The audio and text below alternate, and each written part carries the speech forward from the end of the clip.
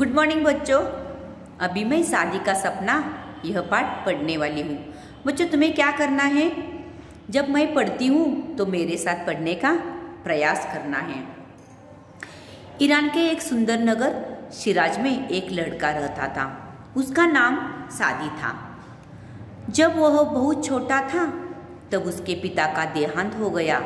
उसकी माँ ने कड़ी मेहनत करके उसका पालन पोषण किया। आज ईद का चांद दिखाई देने वाला था। सादी अपनी आंखें आसमान में गड़ाए हुए था। वह चांद देखने की कोशिश कर रहा था। अचानक उसे चांद नजर आ गया।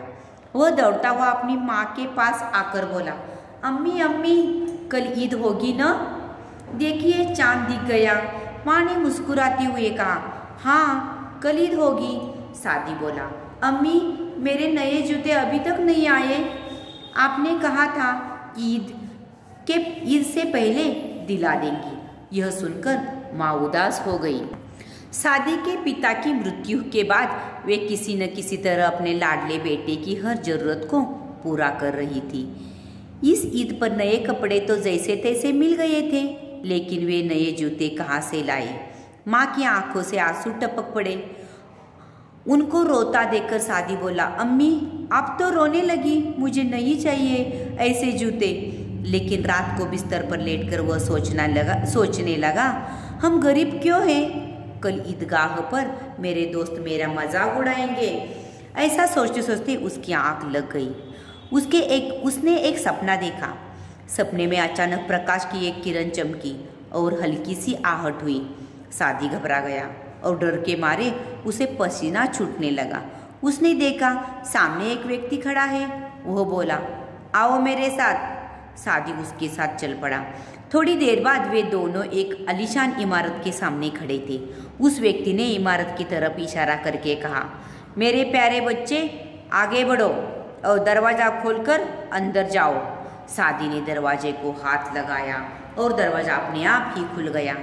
अंदर तीन व्यक्ति अपनी अपनी बेबसी का रो रहे थे।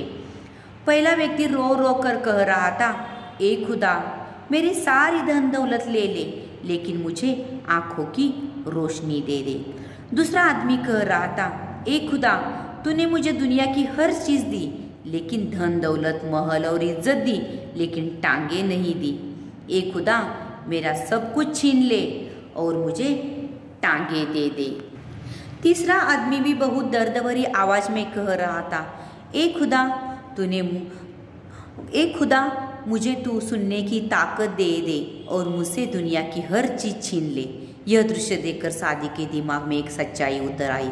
अरे दुनिया में तो हमसे भी बेबस और दुखी लोग रहते हैं। सादी ने मुड़कर देखा तो उसे वह व्यक्ति दिखाई नहीं दिया जो उसे वहाँ ले आया था। तभी माँ ने सादी के सिर पर हाथ फेरते हुए कहा, सादी उठो, क्या ईदगाह नहीं जाओगे? सुबह हो गई है। सादी की नींद टूट गई। माँ ने मुस्कुरा कर कहा, अगर खुदा ने चाहा तो अगले साल मैं तुम्हारे लिए नए जूते खरीद दूंगी। नहीं अम्मी मुझे नहीं चाहिए नए जूते, सादी ने कहा। सपने की सारी कहानी माँ को सुनाकर वह बोला, अम्मी मैं नहीं जानता था कि दुनिया में इतने बेबस लोग भी रहते हैं जिनके पास देखने सुनने और चलने फिरने की ताकत भी नहीं होती। मुझे तो खुदा ने दो आँखें, दो टांगे और दो कान दिए हैं। इसके लिए मैं खुदा को बहुत धन्यवाद देता हूँ। यह नन्हा बालक बड़ा होकर शेख सादी के नाम से पारसी का प्रसिद्ध कवि हुआ। बच्चों कितना अच्छा पाठ है। इस पाठ से हमें क्या संदेश मिलता है? इस पाठ से हमें यह संदेश मिलता है, संतोष में ही असली सुख है। बच्चों जो तुम्हारे पास है, जो तुम्हें मिला है, उसमें तुम्हें क्या रहना है? संतोष रहना, यानी कि आनंदी रहना है।